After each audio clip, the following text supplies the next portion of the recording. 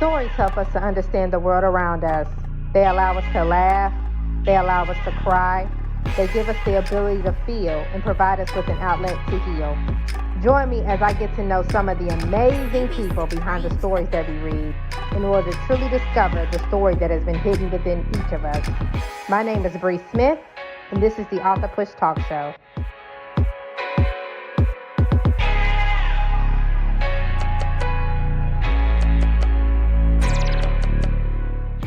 Welcome to the AuthorPush Talkshow. I am your host, Bree Smith, and today we have a powerful young woman who will be talking to us about women empowerment. Welcome to the show, Jasmine Tilman. Thank you, Jasmine, for being here today. Hi, thank you for having me. No problem at all. So can you tell us who Jasmine Tilman is? Yes, so I'm a self-published author, of course, a life coach, a life purpose coach, actually, and a motivational speaker. I'm from Toledo, Ohio, and I'm just, a young girl trying to find her way. Amen. I know today we're talking about your devotional journal, Get a Grip, Will Ya? And I had the pleasure of just reading a little bit of it. I haven't finished it yet, but from what I read, it was incredibly powerful in Women Empowerment Journal. So can you tell us just a little bit more about your journal, your devotional journal you wrote for women? Yeah, so when I wrote my journal, this was a dedication to ladies because when I first was looking for what I wanted to be in life coaching field, before I even figure out what the name, I wanted to be a life coach. I just knew counselor or someone that wanted to help people. And I was going to start off with women, but I really like, helping everyone. So I dedicated this journal to women and women finding their way, and also just looking at it through my eyes, seeing the things that I went through and overcame as being a young woman that I am. And I wanted to apply that to others' lives so they can also see that we can get over, we can do this, we can push mountains if we allowed ourselves to. And this is the one thing that I wanted to really stretch in my journal. Amen. So like dive a little bit into like the different type of things you talked about. I know you had talked about your father and him being in jail. You also had talked about in the book even struggling with some identity issues, like wanting to fit in and trying to please other people, even relationships. Can you dive a little bit into those? Yes. Yes. So with my father, he's been, my father figure was my grandfather. He passed 2/22/13. That's how I remember it straight off. But February 22nd, 2013. And this was a struggle with me because also had my brother figure, which was my cousin. So it was just it was a struggle because when they, because my cousin, he went to prison at a young age and my grandfather passed. So, my father was in and out of the justice system for a long time. And, because he had us when we were children, but it was hazy, I was a child. So growing up in teenage years, he wasn't around, I believe he was probably going through an identity thing himself, and he wasn't around, and it really took a toll on me. So it caused me to go out and look for that love that I didn't receive from him, and that same love that I had from my grandfather before he went, past with God, and my cousin, So it's like I was lost, for a very long time. And it's like I erased my entire past life. I didn't want to talk about it, I didn't want to think about it. But this was another thing that was stopping me from reaching my true potential because I was trying to avoid these things instead of indulging in them and getting over them and owning them, because we're all human. And these are things that I really learned, coming up and growing up and paying attention to I'm going to say my elders, paying attention to them and understanding that the reasons why they have these traumas and they pass them down on us, the other generation. So that's my main goal, is trying to wipe the next generation of children and teens and, even adults, from the past generation, to really see that we can do this and we can be positive. It's all up to us. So that's one of the like the huge things, I struggled with for a long time was with my ex. He really, they say that teen years with the relationships, they not really, oh, that's just, and I understand that, but this person, this is what's making us who we are, like this is molding us as we're finding ourselves in our teenage years. That's when we love the hardest. Well, in my opinion, that's when I love the hardest. So that's, I just wanted to breach all of those things and, just really, I, I gave it all. I gave it my all, and I wasn't ashamed of anything that I went through anymore. And I was just wanted to shine my light. Amen. Like you touched on a lot of good points, and I want to come back to that shame point in a little bit. But I want to also talk about the daddy figure, right? Mm-hmm. I know a lot of times, especially as Black women, right? Mm-hmm. One of two things. I mean, you are blessed if you have a father and he's a great father that's in the home. Yes. But then there's also too, like if you grew up in like impoverished situations, we call it the Mm-hmm. hood, you know what I mean? Yeah. Yeah. Either your father could have been, in and out of jail, or your father Mm-hmm. could have been, running the streets, or your father could have been, abusive. And and for me, I know growing up, my father, even though he was present, but he was abusive. You know what I mean? Because he suffered from alcoholism and things like Mm-hmm. that. And so I know that really played a lot into my identity, because I remember it was like one time my dad had really literally told me he had wished he flushed me down the toilet. And that kind of stuck with me as a child. You know what I mean? Because I'm like, wow, if your own father don't love you, who else is going to love you? And so I'm sitting there trying to run out and find love everywhere, from friends, from relationships, didn't even care with who, right? I didn't care. Exactly. I wanted to be loved, right? I wanted to Right. be so much. And so I commend you for even talking about that, because I think a lot of times we want our fathers, right? Yes. Exactly. A relationship with our fathers, or even have a father figure that's in our life that's, Right. that can really speak to us, you know what I mean, and help mold us. But Exactly. you know what I mean? Yes. It goes for Black males as well, but I just know as females, like that's the first man that you love. And so if you see that, whatever you see, that's the type of man that you're eventually, you're going to get with the first guy. You know what I mean? Exactly.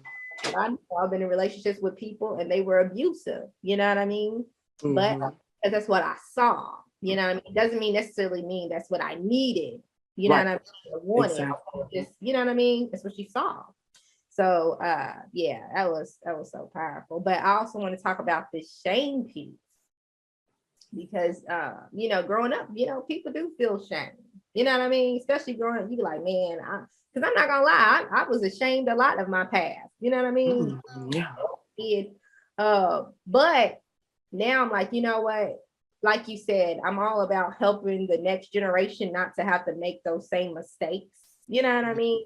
And so I Mm-hmm. commend you on that as Thank well. Um, what advice can you give, even like women and young women who are going through, what we just talked about, like either you. Yeah. relationship issues with their fathers, or even they're in bad relationships currently. You know what I mean? Because they feel like, hey, this is it. I want love so bad. You know what I mean? Mm-hmm. Never experienced it. Like, what advice would you give them? Yeah. So I want to say I'm huge on that because it was for 6, 7 years I was in a relationship and it was toxic because we both didn't know who we were and we were both finding ourselves. But it was just with me, I can, like, I have the ability to give myself off even when I'm struggling within. Some people just shut down or cut you off, and I had that. So it was just like, this guy knew that I was always going to be there. So it's like you have to be for yourself. You cannot allow people to to degrade you from any aspect of your life. You have to really see who you are. You have to look within and get that inner child and mold and mend that inner child trauma that you're facing. but you cannot do any of that without first admitting to it, taking ownership for your responsibility, and then we can talk, But it's just you have to love yourself first, and people don't know how to do that. So you have to figure out the how, and when you do that by figuring out your why, your purpose. What is the things that you go to sleep thinking about and you cannot just live without? This is one of the main things that I ask, what is that one thing that you feel like you cannot leave this earth without completing? And this is really a gateway to figuring out who you are, because and so I love that we're speaking about relationships. This has got me because my ex is just like my father, and he was in and out of the system. And I don't know if it made me hold on tighter, because my cousin, when I was telling you about my cousin, gave me that love when he went, to jail at a young age, and it just made me stronger. Yeah. Oh wow. Yeah, that is powerful, like I said. And I love when you talking about loving yourself, because that's what it is, And in the scriptures it talks about you love thy God with all your heart and soul and love thy neighbor as thyself, but you can't love thy neighbor until you learn to love yourself, right? And we know that God is love, but it's that process of learning to love truly. What does loving yourself look like? Is it doing self-care? Is it getting therapy? You know what I mean? Is it your health, focusing on your health? Like what does it look like to you, right? Because it can come Exactly. in forms, you know. Um, and I think it's okay too as people, because I think sometimes we think like God created us all to be people of connection. And so Mm-hmm. sometimes us as people, we get scared to be connected, but it's okay to need people. You know what I mean? I just think we have to be conscious and cognizant of the people that we allow into our circles, into our personal space. You know what I mean? It's all about boundaries too, just setting boundaries for ourselves. Um, is there any advice or tips that you could give women or anything like that about setting boundaries for themselves to ensure, it's like guarding your heart, protecting yourself, so that, if you get in these situations, I don't care if it's, if it's with your father, you know what I mean? Because you might have to have a boundary with him, or, if it's somebody you're dating, or, any type of relationship, friend relationship. Are there any boundaries that you've set for yourself?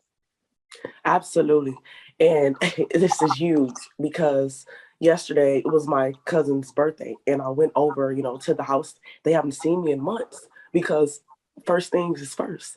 I'm protecting my energy.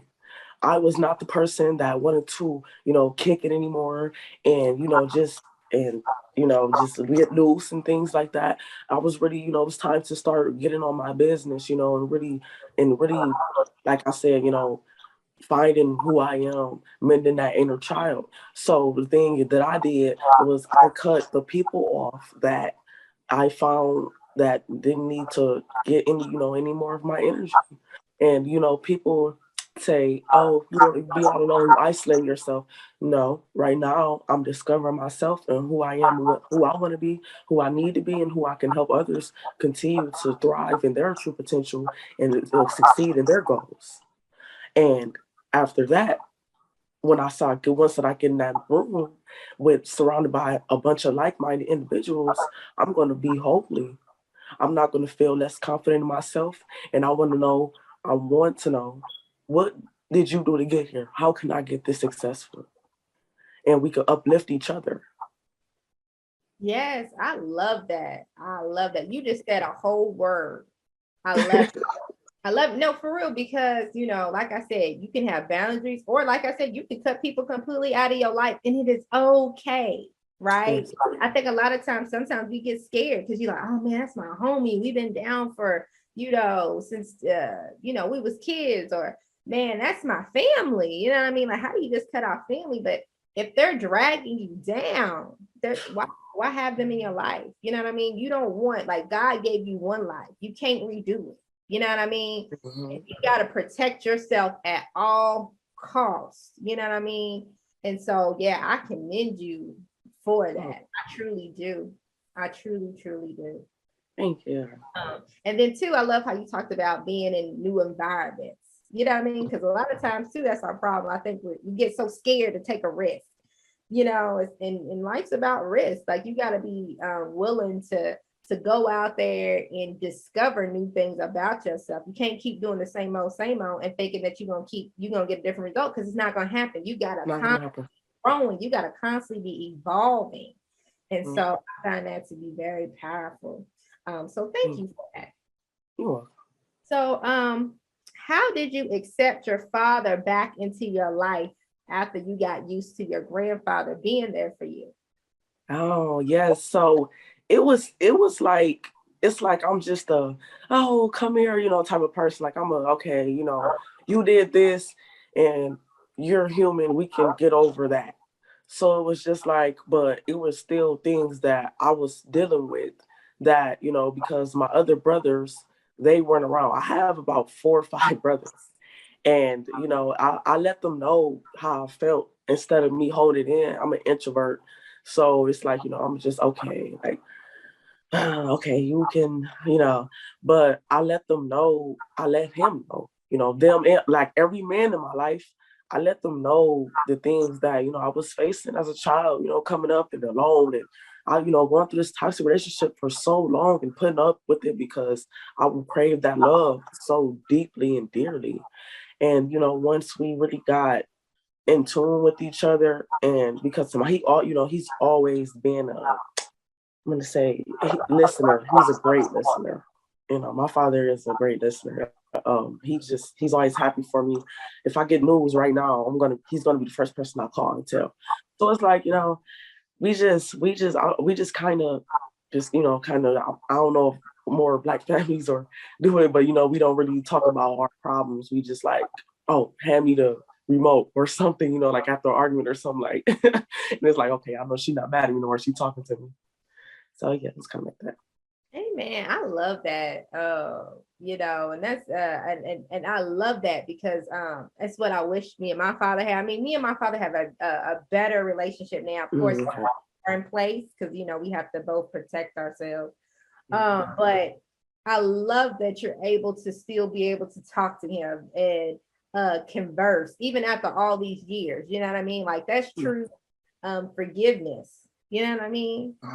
To truly be able to do that and not hold all that in and be like, you know what you did to me when I was a kid, you wasn't even there. You know what I mean? Like you just like, hey, the past is the past and I'm gonna move forward my life. So I commend you for that. Thank you. Yeah. No problem. Yeah. No problem. So how long have you been writing? Is this something that you started or have you did this since you were a kid? Since a child, I've been writing. I love writing. And since my mother always tells me a little story about when I was a kid and I was in school, I don't want to say it wrong, but I think about kindergarten or one of those grades, one of those young grades. And the teacher told us to write a sentence, I wrote a paragraph. And I kind of remember that. And she was amazed because I can barely spell. I mean, that's powerful though. I feel like a lot of us, when it comes to our passions, like if we really look back in our childhood, we can kind of see where the Lord was leading us all along. You know what I mean? Yes. Because I was a big writer. I love to write, and I felt like that was the best way to express myself, especially as a kid. I didn't know how to else. I couldn't. I felt like I didn't have a voice, and so writing just really became my outlet. Yes. I commend you for that. I truly do. Thank you. So is there anybody you want to shout out or any contributors you want to shout out from writing your book? Sure, yes. Oh, yes. I want to shout out C. Renee. She really led me and guided me through everything. She has her coaching business. Also want to shout out my editor. She is so amazing. Zambia Geiger. She is so great. And, and I want to shout out my fans and my community for supporting me like no other. And I love it. I'm getting tongue tied because it makes me so emotional every day how much support, that because I deleted my old Facebook and made a whole entirely new Facebook with a lot of individuals that think like me, and it's always positivity on my timeline. And that's one thing that I really love. So thank you. Amen. Thank you so much, Jasmine, for coming on the show today. I would love for you to come back in the future and talk about your other works that you're creating. Absolutely. And thank you so much. And as always, guys, thank you for watching the AuthorPush Talk Show. It's a pleasure. My name is Bruce. Until next time, I'll see you later.